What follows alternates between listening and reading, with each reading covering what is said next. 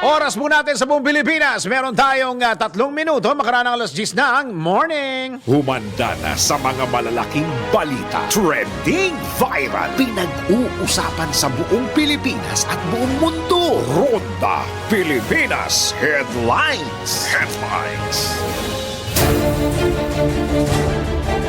Narito na ang mga headlines para sa Ronda Pilipinas. Ronda Pilipinas. Panibagong low pressure area sa silangan ng Mindanao binabantayan na ng Pag-asa. Habagat patuloy na magdadala ng pag-ulan sa Luzon at Visayas. Ronda Pilipinas. Death toll sa bagyong Karina at habagat posible pang madagdagan. Ilan pang lugar nasa state of calamity na rin. Ronda Pilipinas. Paglala sa baha sa Metro Manila at mga karating lugar, isinisi sa basura. DPWH dumepensa. Ronda Pilipinas. At balita sa Ibayong Dagat, mahigit 97% ng window system na ibalik na matapos ang global cyber outage. Ronda Pilipinas. Balita pampalakasan naman, 2024 Summer Olympics sa Paris, aarangkada na. Ronda Pilipinas. Michael De Mesa, 17 oras stranded sa baha. Ronda Pilipinas.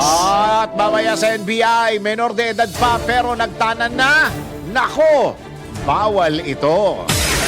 Ronda Pilipinas. Paggamit ng charger habang nagcha-charge yung telepono. Baka daw sumabog yan. Alamin natin mamaya. Let's prove it. Ronda Pilipinas. Ang mga malalaking mga balita, ang mga matitinding mga pinag-uusapan, ang mga maiinit at pinagtatalunang mga issue. Lahat hagip, lahat malalaman. Hindi lang sa buong Metro at Mega Manila. Kasama na ang buong Pilipinas. Hahagupit na ang mga malalaking issue sa Ronda Pilipinas. Live na live sa DWIZ AM Metro at Mega Manila. Naka-live din sa DWIZ News FM Regional Stations. Naka-live din sa Radyo Ronda AM Radio sa Pilipinas. Live ding mapapanood sa Aliw 23 Free TV. At naka-live din sa lahat ng DWIZ Digital News accounts, Facebook, YouTube at DWIZ News website. Ronda Pilipinas. Wala nang mahuhuli sa balita. Wala nang maiiwanang issue na hindi mo alam. Ngayon, updated ka na sa Ronda Pilipinas. Kasama si Dennis Antenor Jr. Ronda Pilipinas.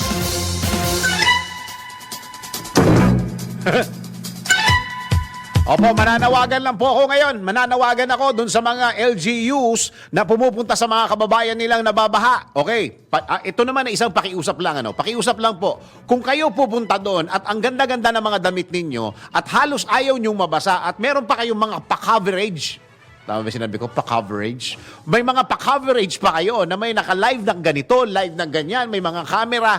Huwag na kayong sumama. Ang nangyayari po, inaasikaso pa kayo Oo.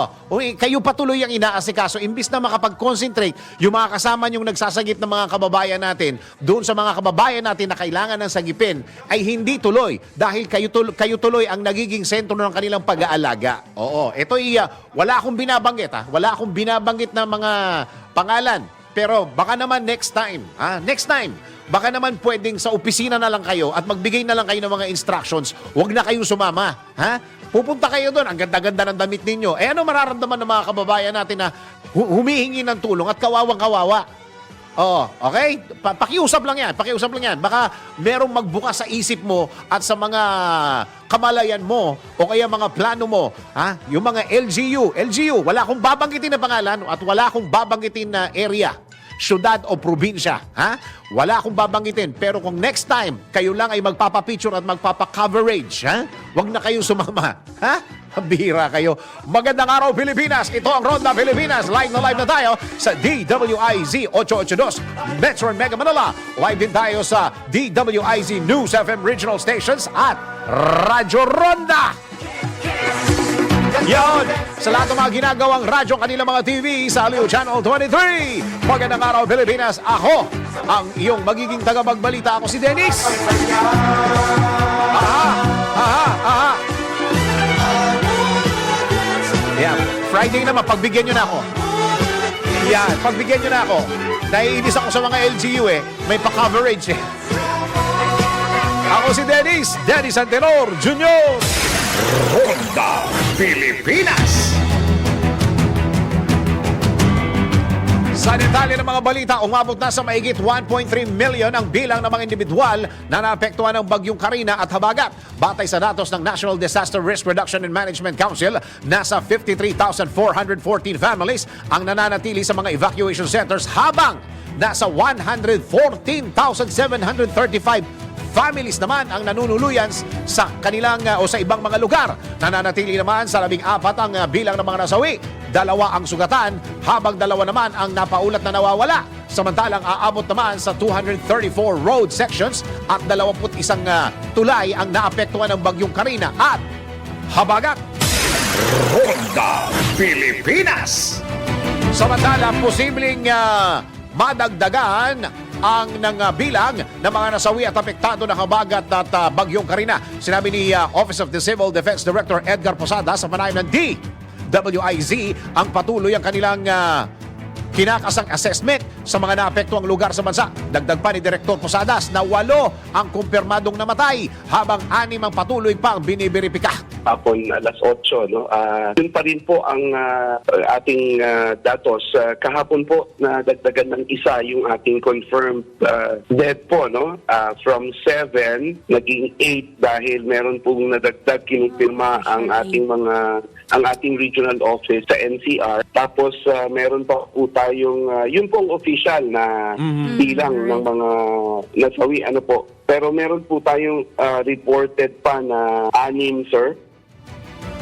Binigyan din pa ng OCD na isa sa mga tinuturong dahilan ng pagtaas ng tubig baha sa Metro Manila ay ang mga nakabarang basura. Yung partisipasyon ng ating tayo pong 3 bilang mga pribadong mamamayan din at yung mga kababayan natin. Una po yung usapin ng basura, no? Let's segregate, let's gawin natin yung talagang dapat yung proper po na trash disposal para hindi po bumara, no? Sabi nga po ng ating Pangulo kahapon na nakita niya nakabara lahat ng mga plastics at saka mga basura doon po sa mga machines, doon pong flood control machine. So Tayo nga maglunsad ng isang kampanya na turuan natin yung mga kababayan natin kung paano magtapon ng basura. Oo, tapos patugtugan natin ng tapon nyo. Yan, alam niyo ba yung kantang yan? Basura nyo, tapon nyo. Yan, maglabas nga tayo ng kampanya ng isang tuturuan ng pagtuturo sa mga kababayan natin kung paano magtapon ng basura. Kung tatanda na natin, tuturuan pa. Yan ang tinig ni OCD Director Edgar Posada sa panayam ng DWIZ. Si Dennis Antenor Jr. Ronda Pilipinas. Samantala, tagap po tayo ng report. Napanood niyo ba yung briefing ni Pangulo? Ako pinanood ko Parang nagalit siya doon, di ba? Sabi niya, hindi ko kailangan yung mga detalye na yan. Alam niyo, ganito ang problema kasi. Pagka pinaka-head na, o kaya presidente na, ang nagtatanong, ang gusto malaman ng Pangulo, nasaan ng stage ang pagsasanib puwersa ninyo? O, di ba? Nasaan ng stage ang pagtulong ninyo sa mga kababayan natin? Yun ang gusto malaman ng presidente. Hindi niya gusto malaman ilan ang binaha, ilan ang naapektuhan. Gusto niya malaman nasaan na. Yun ang gusto niya sabihin kahapon O, gawa kayo ng GC. Uso yan. Lahat ng mga government agencies. Ako parang naramdaman ko si Pangulo kahapon. Nasaan na? Nasaan na yung pagtulong ninyo? Anong stage niya? Ano pa ang kulang? Tara, idiretso natin. Parang ganun di ba? Kaya sabi niya, hindi ko kailangan yung mga detalye na yan. Ang kailangan ko, nasaan na tayo? O, di ba? Yung lumubog na barko na naman. O, di ba? Hindi niya kailangan. Ang kailangan niya, nasaan na kayo sa pagtulong? Ayun. Teka muna. Taga muna tayo ng report. Matapos ang malawakang pagbaha, pagkukumpuni sa mga lubak-lubak na kalsada, sinimula ng DPWH, NCR. Alamin natin ang report ni Patrol 5, Ayayo Pangko. Kuyaya, go! Nagsasagawa na ng pagkukumpuni yung quick response team ng DPWH National Capital Region sa mga kalsada na sinira ng baha dulot ng bagyong Karina at habagat. Ayon kay DPWH NCR Director Lorena Malaluan, unahin daw nila ang mga lubak-lubak na kalsada upang agad itong madaanan ng mga motorista. Mayroon din silang team na magtatanggal ng mga bara sa mga kanal upang dumaloy na ang mga baha na hindi pa rin humuhupa. Samantala, dumipensa naman ang DPWH sa mga basher ng mga flood control projects sa National Capital Region o NCR. Sinabi ni Malaluan, gumagana naman daw lahat ng mga drainage at pumping station, pero dahil sa bulyom ng mga itinapon na basura sa kanal, ay hindi agad humupa ang baha. Hindi nito tinuko yung perwisyong dulot ng malawakang reclamation sa Manila Bay na nabarahan ang mga drainage at mga pumping station. Kaya umaapila din ito sa mga taga Metro Manila na maging responsable sa pagtatapon ng basura upang bumilis daw ang pagdaloy ng mga tubig sa mga kanal, drainage at mga ilog. Ito yung Patrol number 5. Ayaw pa ako para sa Metodo ng Lakas, DWIC. Nagbabalita ng tama, naglilingkod ng tama. Kapag may bagong balita, naka-on air, agad-agad, DWIC Patrol Report. O ngayon, doon sa mga gustong lumabas ngayong weekend, alamin na natin ang pinaka-latest weather report. Pinakahuli, pinaka-latest, pinaka-napapanahon, whether we like it or not, ito ang magiging DWIC Weather Report. Alamin natin kung ano magiging panahon natin ngayong araw na to at sa paparating na weekend. Kung talagang masisira ang plano natin ngayong weekend, narito na po ang opisyal na nangwawasak ng plano natin, si Daryl Justin. Daryl, go! Ayan, sisimulan na natin. Pilipinas, alamin na natin ang lagay na panahon. Although ngayon sa mga oras na ito, sumisikat ang araw dito sa Metro Manila, which is good news. Bigyan muna tayo ng update tungkol kay Severe Tropical Storm Gaimi na dating pinangalanan na Typhoon Karina. Sa huling bulletin ng pag-asa, kaninang alas 5 ng umaga, namataan ito sa layong 615 kilometers hilagang kanluran ng Itbay at Batanes sa labas po ng Philippine Area of Responsibility. 95 kilometers per hour ang kanyang maximum sustained winds at ang pagbugso ay abot ng 160 kilometers per hour. Westward ang direksyon, 15 kilometers per hour. Wala na nakataas na kahit anong tropical cyclone wind signal sa bansa at tuluyan na talaga siyang umalis. But I hate to be the bearer of bad news. Nako, yan na. Ito na naman tayo. Yeah. Dahil kagabi lang, may namatang panibagong low pressure area ang Pag-asa. Kaninang 5 o'clock bulletin nila, sinasabi na ang low pressure area ay huling namataan sa 1,035 kilometers east-southeast ng Mindanao. Nasa loob na po ito ng Philippine Area of Responsibility. Pero hindi dapat mag-alala ang lahat dahil sabi ng Pag-asa, maliit lamang ang tsansa na ang nasabing LPA. Naku, ito na naman tayo. Maliit ang tsansa ngayong Biyernes Yan na maging naman kayo. LPA ito. Pagdating ng Sabado, bumubuo na naman ito. Pero sa ngayon, maliit daw ang tsansa na maging ganap na bagyo ito sa susunod na 2 hanggang 3 araw. So, ibig sabihin yung weekend yon. So, kahit paano, may good news tayo. At ang direksyon nito, ang sinasabing direksyon ng Pag-asa na itong LPA na to, ay north-northwest. Pa dito. So dito yan kakalat lang sa may karagatan, mamumuulang ito at lalabas din ng Philippine Area of Responsibility. Walang walang direct effect ito sa ating bansa, pero mataas ang posibilidad na palakasin nito ang Ayan southwest monsoon Ayan o na. hanging habagat. Eh di may epekto pa rin.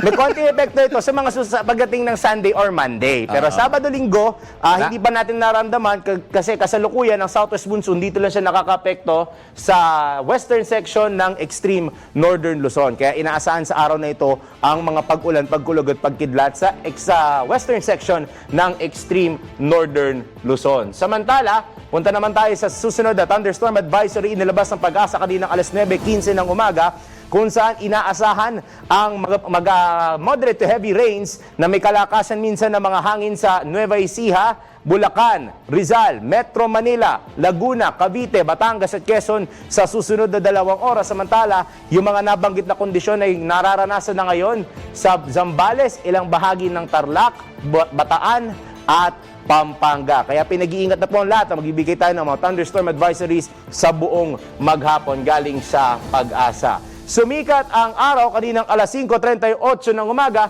Asahan natin lulubog ito mamayang alas 6:27 ng gabi. Samantala, meron pong mga lugar na walang pasok ngayon. Idineklara ng lungsod ng Caloocan, Malabon, Navotas, Pasig City, kasama ng Camarines Sur, Binyan City, Cainta at Bataan. Wala pong pasok sa lahat ng antas, maging publiko o pribatong paaralan man ito. Wala pa silang klase. Kasi may iba nagsimula na ng klase. Pero karamihan, lalo na yung public schools, sa July 29 magsisimula. Pero ayon kay Secretary Angara, yung mga matinding na apektuhan, mauusog po ang opening of classes nila. Naku. Samantala, all levels, public and private, suspendido rin sa Bulacan, Pampanga, Milanin, San Fernando City, Tarlac, La Union, Pangasinan at Dagupan City.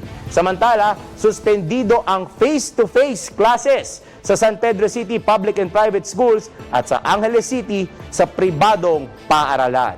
At tabayan na aking susunod na weather report mamaya sa Balitang Bayan, alas 12 po hanggang alauna ng tanghali. At yan muna ang aking weather report, whether you like it or not. Ang hangangad ko lang po sa inyo yung weekend ay magkaroon kayo ng safe and sound na weekend. Ako po si Daryl Justin, nagbabalita ng tama, naglilingkod ng tama. Pinakahuli, pinaka-latest, pinaka-napapanahon, whether we like it or not, DWIZ Weather Report.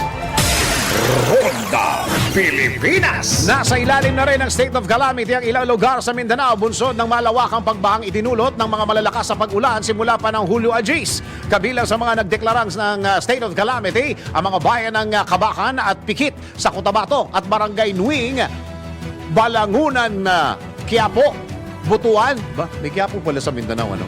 Molmol at San Isidro sa San Jose, Abad Santos, Davao Occidental. Aabot sa 50 kabahayan ang nawasak o napinsala, habang 200 at iba pang mga naapektuhan ng flash floods at landslides. Ayon kay Jose Abad Santos Municipal Disaster Risk Reduction and Management Office Chief Ariel Acosta, karamihan ng mga napinsala ay mga agricultural areas. Samantala, ilang flights naman patungo at paalis ng Mindanao kinansela dahil sa masamang panahon. Ronda Pilipinas. Samantala, napipikon na si Senator Amy Marcos sa malawakang pagbahang dulot ng Super Typhoon Karina at habagat sa kabila ng bilyong-bilyong pisong inilalang pondo ng Kongreso para sa flood control projects kada taon. Iginit ng Senador na hindi naman nagkulang ang Senado at Kamara sa pagbibigay ng pondo na aabot sa what? 450 billion po ito, ha? O billion pesos, ha? Hindi milyon. Billion pesos para sa flood control budget. Bilang Vice Chairperson ng Senate Committee on Finance, kinwestiyon ni Marcos kung saan napupunta ang pera para sa mga nasabing proyekto. Samantala, personal na inalam ng Presidential Sister ang pinsalang iniwan ng pananalasa ng bagyo at habagat sa Maynila, kung saan kanyang binisita ang mga bakwit sa Baseco at Delpan Evacuation Centers. Kasabay nito ang pamamahagi ng mambabatas ng relief goods at iba pang mga pagkain sa pamamagitan ng kanyang Nutri-Bus at Nutri-Jeep. Si Dennis Antenor Jr. Ronda Pilipinas.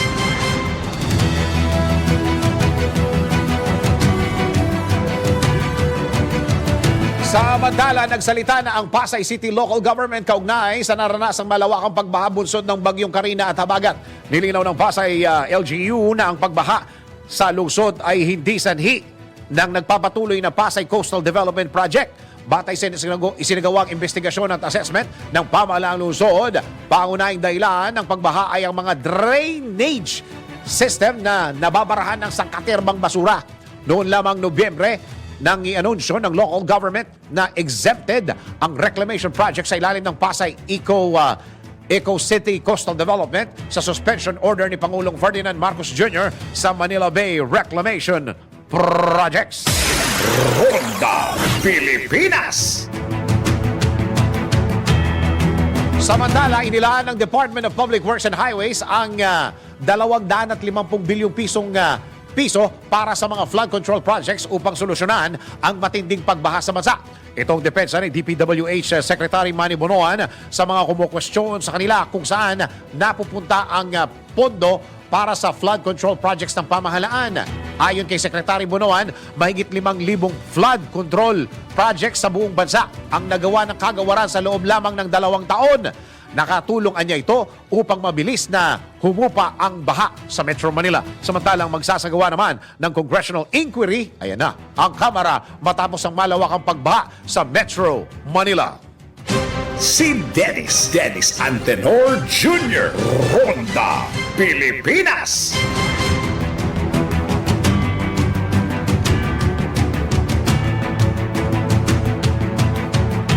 Samantala, wala pa ba yung mga reports natin? Habang inaantay natin, tayo munang mag-let's prove it. Doon sa mga kailangan ng mag-charge ng kanilang mga telepono at gigil na kayo na para gamitin ang inyong mga telepono. Ito, pakinggan. Paggamit ng phone ng mga telepono habang naka-charge, naku, sumasabog daw yan. Alamin natin, let's prove it. Kalat ang mga post sa social media na nagsasabing mag-ingat at iwas-iwasan ang paggamit ng telepono habang naka-charge. Ang sabi sa mga video tips, posibleng sumabog ang teleponong nakasaksak habang ginagamit. Ilan sa mga posibleng dahilan nito ay lumang charger, magkakaibang brand ng charger at phone, pati na rin ang overcharging. Totoo nga ba ang mga post na ito? For sure, ginagamit mo rin ang phone mo tuwing nagcha-charge. Kaya tara, let's prove it! Ayon sa mga website ng mga sikat na brand ng telepono, hindi masamang gamitin ang inyong mga phone habang nagcha-charge. Kung ginagamit mo man ang phone mo while charging, automatic na bumabagal ang pagcha-charge ng battery nito. Mas kilala ang feature na ito na optimized charging. Dahil dito, pwedeng-pwede ang magdamagang charge. Pero, tandaan, hindi uubra ang feature na ito kung ang gamit mo ay charger na fake. Ronda Pilipinas. Ayan, huwag kayong gagamit ng charger ng fake. Delikado yan. Teka muna. Ako'y mangungumusta muna sa mga kaastig. Sa Arena Plus. Gawin nating exciting at astig na astig ang araw mo gamit ang Arena Plus app. Dahil sa Arena Plus, astig ka sa sports. Ang Arena Plus ang hottest online sports betting platform na talagang magpapabago sa paraan mo ng pag-i-enjoy sa mga paborito mong laro. Kasabay ng Paris Olympics 2024, tara't samahan nyo kaming suportahan ng ating mga atleta sa ginto para sa astig na atleta campaign ng Arena Plus. Sabay-sabay rin nating i-cheer ang newest ambassadors na sina gymnast and Olympian Carlos Yulo at boxing champ Yumer Marcial. Mangolekta ng up to 2024 daily rewards gamit ang Arena Plus mula July 15 hanggang August 11, 2024 as Olympics Payday. Bukod dyan, pwede mo nang tutukan ang mga latest scores and results sa mga inaabangan mong laro worldwide kagaya ng PBA, NBA, PVL, soccer, basketball, volleyball, boxing at marami pang iba. Dahil dito sa Arena Plus app, kompleto at always updated. Safe kayo dito dahil ang Arena Plus ay licensed ng Pagcor. Sa mga kaastig listeners out there, mga followers natin, download Arena Plus app now in App Store. You can watch it also on arenaplus.ph. Sa Arena Plus po astig sa sports. Gaming is 21 years old and above only. Keep it fun. Game responsibly. Ronda Pilipinas. Pilipinas ang ating oras.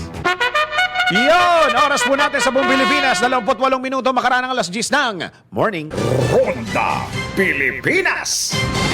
Tuloy-tuloy mga balita at impormasyon sa Ronda Pilipinas. Uy, isa sa mga pinakagrabing nasalanta ng habagat o bagyong si Karina ay itong Cainta Rizal. O, kausapin po natin ang MDRRMO. Nasa linya po natin si Mr. Eric Arevalo. Sir Eric, magandang araw po. Yes po, magandang araw din po sa inyo sa lahat ng mga nakikinig. Opo, at statistics muna tayo, Sir Eric, ano? Aray ko, ano yun? Sir Eric, ilan po ang aray, sandali lang. Ilan po ang evacuation centers po ngayon na ating minomonitor ng opisina po ninyo, Sir Eric? Go ahead. Yes po, as of now po, mga 19 ang evacuation centers na bukas po. Opo, ilan pong pamilya po ang covered po nitong 19 Ang dami, Opo. Ang covered po niya na pamilya is ngayon lumabas na bagong datos ay nasa 1,800 families. 1,800 families. Naku, ilang individual Yes. yun? Times 5 yun. Ngayon po, individual equivalent to 6,377. Oku, 6,000. Okay. So, kumusta na po yung mga kababayan po natin dyan? Ano pong mga suporta po ang binibigay po ng MDRRM o Cainta Rizal sa mga kababayan po natin na apektado ng habagat o bagyo? Okay po, since day one po at nung paglikas nila, Opo. hindi na po nagkulang ang lokal pamahalaan ng Cainta sa pangunguna ng ating mayor. Opo. At nagbigay na po kami pangunang mga pagkain na hot meals.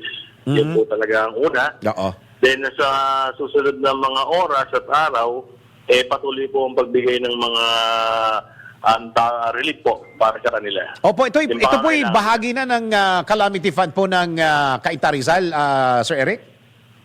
Yun po Hindi yung pa. ano muna. Yun pa po yung tinatawag natin na buffer stock. Okay. Yung stock po namin talaga na nakasaad po dun sa ating sinusunod na pagdating po sa camp management. Okay. Kumusta po yung inyong coordination sa mga national agencies like DSWD, Sir Eric? Ay, ano po yun, automatic po yun na tayo nagbibigay ng report sa kanila at doon po yung pinagbabasihan nila kung ilan po talaga yung mga nasalanta na individual at pamilya po. Oo. Wala naman hong nasawi sa listahan po natin, Sir Eric? Meron po, no? Talagang hindi Naku. natin maiwasan. Oo. Meron po tayo naitala na 2. Ay, dalawa. Sa inyo pala yung dalawa. Opo. Oo. Yes po. Yun po yung nauna. Oo. Kasi po, binabalidate pa po natin yan, kino-confirm natin kung Oo. talagang positive. Ngayon po, at upon confirmation, dahil sa ilang araw na paghahanap din natin, na Opo. hindi na po natin tinigilan, Opo. ngayon po nakita po namin ang kanyang katawan, yung nalunod na bata. Okay, meron na po kayong pangalan, Sir Eric? Pinafinalize pa po namin for final confirmation at kasi baka mahirap na po at baka magkamali tayo. Pati kailangan po yung gano'n talagang pinal na impormasyon. Ano po? Opo. Ano alam niyo na ho ba kung ano nangyari? Bakit nahiwalay siya sa kanyang pamilya, Sir Eric? Ay, yun nga po nakakalungkot at sila po ay nalulod dahil po nag-swimming. Ginawang swimming pool yung mga natin na daluyan ng tubig. Kasama ito ba yung nawawala na nahulog sa creek, Yes Sir Eric? po. Yan po yung nawawala nung 24. Pero ang pinag-uusapan natin, Sir Eric, dalawa. Yung isa po, na kuryente naman. Ay, naku. Ano ba yan? Opo. Nakakalungkot naman pala yung mga... Oo, kasi pagka ganun, involved din po dun sa ating event, which is si Bagyong Karina, may tubig po dun sa loob ng bahay nila. Siguro may kinukumpuni. Oo. At biglang hindi maiwasan, biglang may open wire pala siyang po, automatic. Na kagad siya. Pero we try to revive yung tao. Wala talagang ganun po talaga. Medyo po yung kanyang Casualty talaga. Oo, Opo. casualty talaga. Oo. Yes oo. po, opo. Oo. Okay, so maganda naman pala. So naalagaan. Paano po yung mga coordination ng mga kababayan po natin na pagbalik sa kanilang mga lugar? Ano po ang binibigay po na tulong po ng MDRRMO?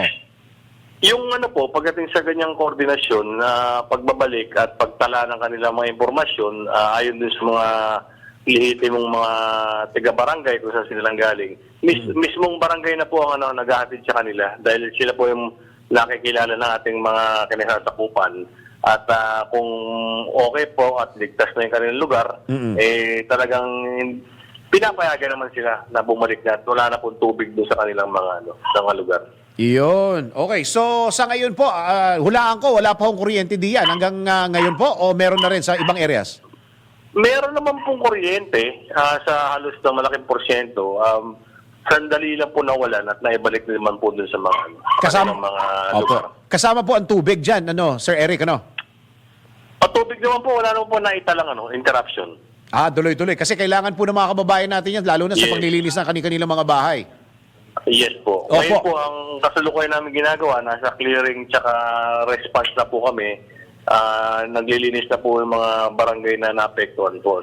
Pagtulungan nating local pamahalaan, nating mayor sa ngayon, yun po pinagtutunan ng pansin. Yung kanyang clearing operation na, yung paglilinis po ng mga covered courts na ginawang evacuation, yung mga eskwelahan, yun po, automatic naman po yun. Sa bagay. Apektado ho ba yung pagpasok ng mga bata dyan sa inyo? Dahil I understand, yung iba yatang evacuation center sa eskwelahan, Sir Eric? Opo, as much as possible, mabigyan talaga sila ng At sa Lunes na po kasi yung regular na pasok, 29. Oo, tuloy po ba yun sa inyo? Oo. Tuloy po ba yun? As much as possible, kung talagang meron pa pong natitira, baka mailipat naman sila sa ibang lugar para hindi maantala yung pagpasok ng mga bata sa Lunes. Oo nga pagka wala pa sila sa kanilang mga bahay, baka mahirapang pumasok sa Lunes yung mga batang yan. Yung mga gamit nila lalo, basa lahat yan. Okay, Sir Eric, ito last Yes, question ko na lang po. Ilan po Sige po. ang yung assessment po ninyo? Na-assess na po ba kung ilan ang halaga ng damage dyan po sa Cainta? As of now po, wala pa pong figures kasi ang gagawa po niyan, yung engineering department namin, depende po sa damages, yung mga nasirang bahay, yung infrastruktura, kung meron man po. So magkakaroon po tayo ng partial assessment before the final assessment, magawa ng engineering department nang sa gayon maibigay na po sa ating mga agencies, line agencies na ma-report po kung gaano kalaki at na yung pinsala at damage to personal, to infrastructure. Oo. Yun po ang kailangan. Hindi ho, last question na to. Hindi ho kayo nahirapan Sige po. sabi sa mga kababayan natin na lumikas na? Wala namang ganong problema?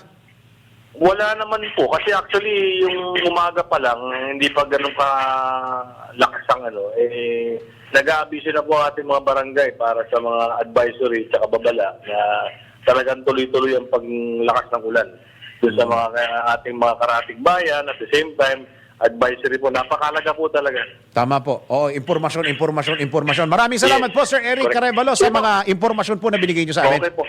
Salamat po. Mabuhay po kayo. MDRRMO Cainta Rizal, si Mr. Eric Arevalo. Salamat, Sir Eric!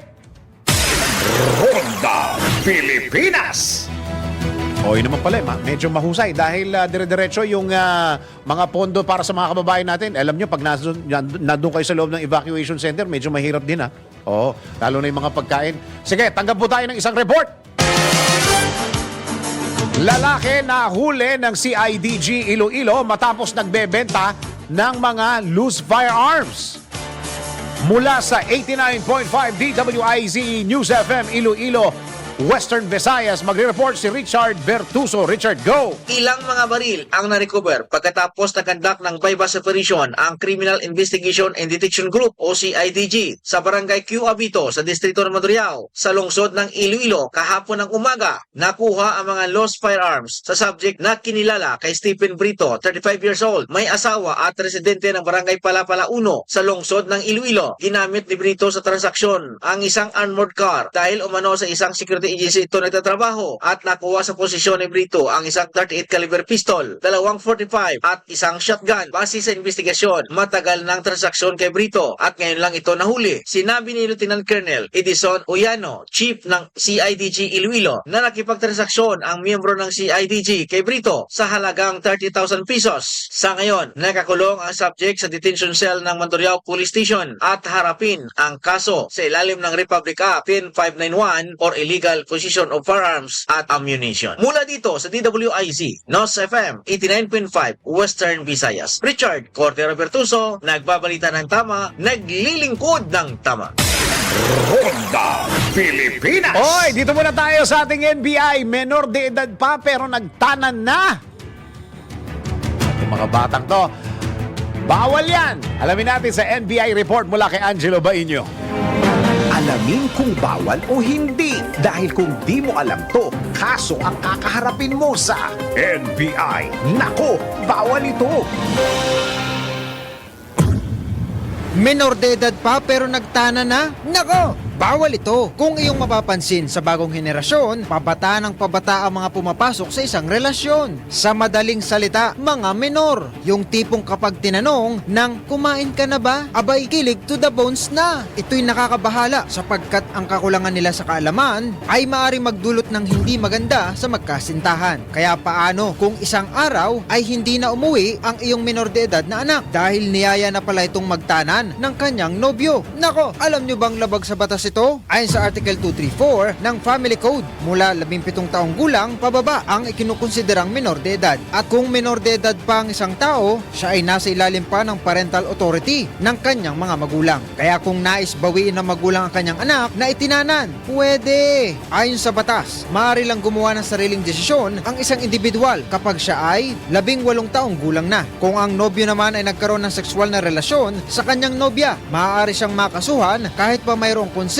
mula sa menor de edad. Ito ay malinaw na nakasaad sa Republic Act No. 11648 o ang Special Protection of Children Against Abuse, Exploitation, and Discrimination Act. Itinaas naman ng batas ang age of sexual consent sa 16 na taong gulang mula sa 12 taong gulang upang mas maprotektahan ang mga menor de edad laban sa rape at sexual abuse. Ayon sa RA 11648, kung ang bata ay below 13 years old, ito ay may tuturing na statutory rape kung saan habang buhay na pagkakakulong ang kaparusahan. Kung ang bata naman ay above 16 years old at below 18 years old, maaaring kasuhan ang nobyo ng simple seduction na may parusang pagkabilanggo ng 1 hanggang 6 na buwan. Kaya naman para sa mga kabataan dyan, huwag padalos-dalos sa mga desisyon. Kung totoong dalisay ang intensyon, makapaghihintay ang jowa ng tamang panahon. Tandaan, walang rewind sa totoong buhay at laging nasa huli ang pagsisisi. Kaya totoy at nene, huwag pasaway para hindi ka masabihan ng nako, bawal ito. Ronda Pilipinas. Hirap-hirap ng buhay ngayon. Gusto nyo ng ganyang buhay? Magkano na bigas ngayon? 60? Ilang? Magkano ba yung bigas nung nag-asawa ko? Kano ba? Mga 30 yata eh. Ang NFA dati no, nasa 20-20 eh, di ba? Oo. Ngayon, ang bigas ngayon sa Kadiwa nasa 29. Matagal-tagal na rin pala. Okay, teka muna ha. Doon sa mga inulan, sinipon, inubo, nagkasakit, nagkatrangkaso, baka kayo tumitira ng mga pagkain na hindi healthy. Abay, dapat kung meron kayong tinitira mga ganyan, dapat sabayan ninyo ng isang supplement na natural. Hanap mo ba yung food supplement na natural at walang halong chemical? Aba, subukan mo na ang MX3 capsules. Siguraduhin safe itong, sigurado ito, dahil siguradong safe itong inumin dahil dumaan yan sa US clinical trial at Nutrasource analysis ng Canada. Proven ang MX3 capsules na mayroong alpha, beta at gamma nutrients, antioxidants at anti-inflammatory properties. Kaya ano pang inaantay mo? Bumili na at sumugod na sa mga leading drugstores nationwide o kaya bumisita po sa kanilang website na mx3ph.com o kaya tumawag sa telepono bilang 0918-888-8693. Ronda Pilipinas. Pilipinas, ang ating oras. Yan! 13 minuto pa bago mag-11 ng morning. Oras hatid sa inyo ng Bingo Plus. Download Bingo Plus app now at Google Play or Apple App Store for a chance to win more than 75 million pesos jackpot prize. Visit Bingo Plus official website at bingoplus.com to learn more. With Bingo Plus, bingo sa saya, plus sa panalo. Gaming for 21 years old and above only. Keep it fun. Game responsibly. Ronda Pilipinas. Tuloy-tuloy mga balita at impormasyon sa Ronda Pilipinas. Samantala, tanggap tayo ng report. Bicol Region nanguna sa 2024 National Prisa Games Youth Division. Ako, palaro-laro lang pala sila doon. Wala silang Bagyo Baron. Alamin natin ang report mula 92.3 DWIC News FM South Luzon, Legazpi. Mula kay Ronnie Beren. Ronnie, go! Nangunguna ang Bicol Region sa Youth Division ng 2024 National Games ng Private School Athletic Association of Prisaa na ginaganap ngayon dito sa Legazpi City. Sa pinakahuling medal tally na inilabas ng Prisaa, ang Bicol Region ay meron ng 64 golds, 41 silver at 46 bronze o kabuuang 151 medals para sa Youth Division. Sinundan naman ito ng Region 6 o Western Visayas na merong 125 medals at pangatlo ang Region 4A o Calabar Zone na nakaipunan ng 92 medals. Samantala sa Senior Division naman, nangunguna ang Region 7 o Central Visayas na meron ng kabuang 151 medals. Pangalawa ang Cordillera Administrative Region o COR na merong 108 medals at pangatlo ang Region 6 o Western Visayas na merong 75 medals. Ang Bicol Region naman ay nasa ikasyam na pwesto na may 54 medals. Ang Prisaan National Games ay ang taunang sports competition para sa mga student athletes mula sa mga private schools sa 17 regions ng Pilipinas. Mula sa DWIZ News FM South Luzon,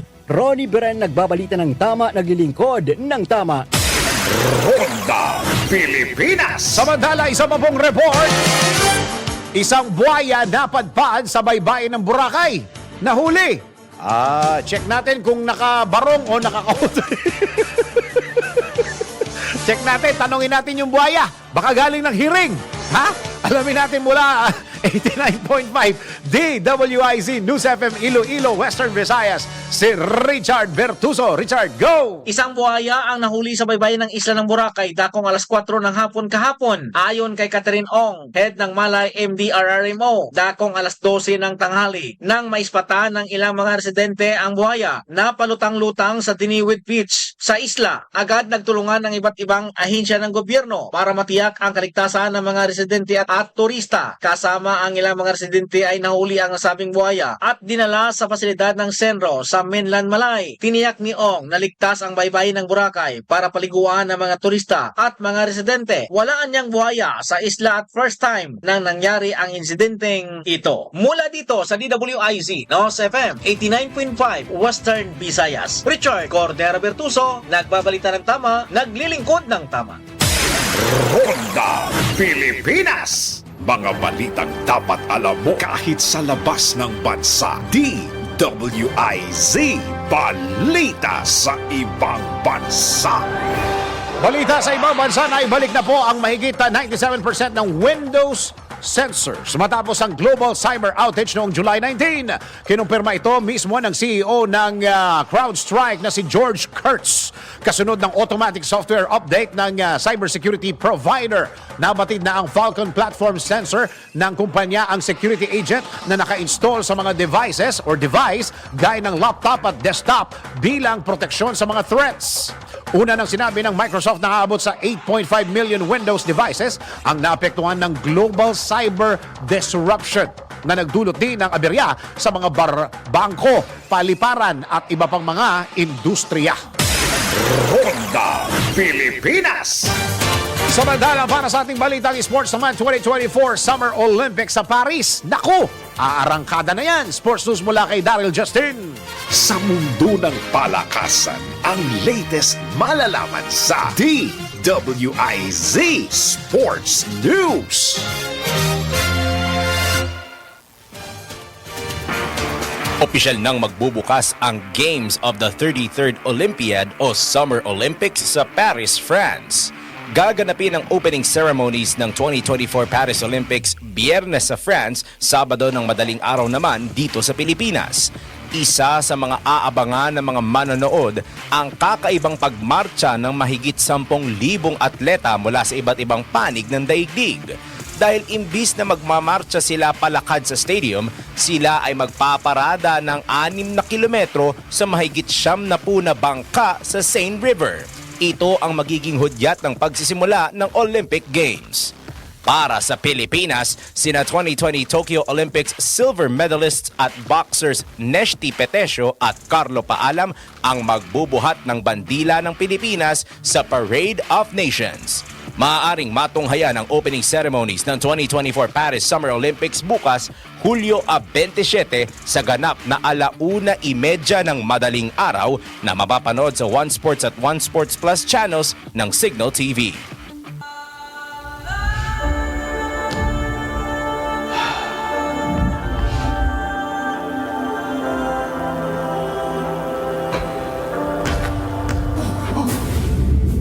Astig ka! Astig sa sports, di makatalo. Mga Pilipino, kasama ka. Mananahagi ng mananala. Ronda Pilipinas. Ito na ang latest, Bagong-bago. Fresh na fresh. DWIZ Showbiz News. Sa ating showbiz naman, Michael De Mesa, 17 oras, 17 hours stranded sa baha. Sir Michael, hindi lang ikaw yan, marami-rami pa. Showbiz balita mula kay Anton. Para sa aking balitang showbiz, na-stranded sa baha ang aktor na si Michael De Mesa noong Wednesday, July 24. Sa kanyang Instagram account, sinabi ng veteranong aktor na inabot ng 17 hours ang pagkaka-stranded niya dahil sa matinding baha dulot ng bagyong si Karina.